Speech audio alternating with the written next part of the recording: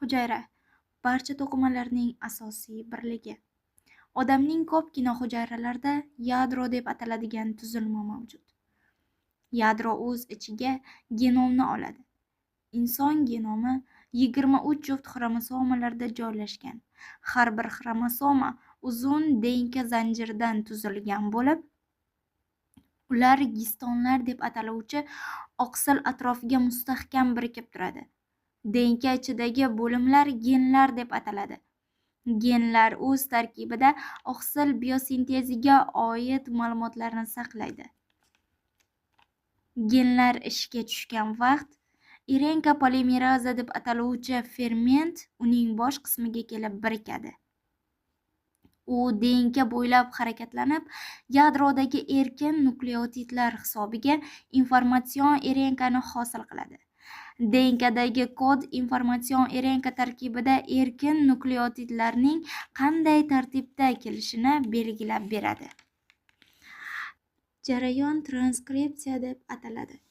Informatsion RNK oqsil uchun matritsa sifatida qo'llanilishidan oldin uni qayta ishlashga to'g'ri keladi.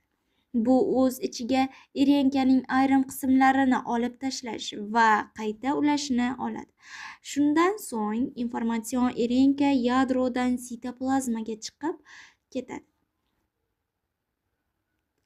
Sitoplazmadagi oqsil fabrikalari ribosoma deb ataladi.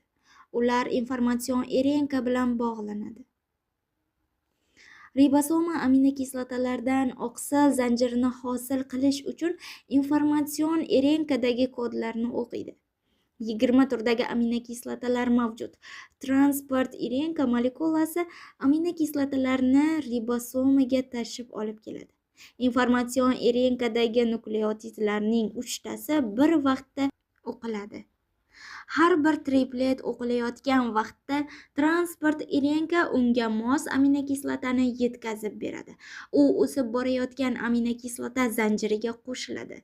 Oxirgi aminokislota o'qilgach, hosil bo'lgan zanjir 3 o'lchamli oqsil shakliga kiradi.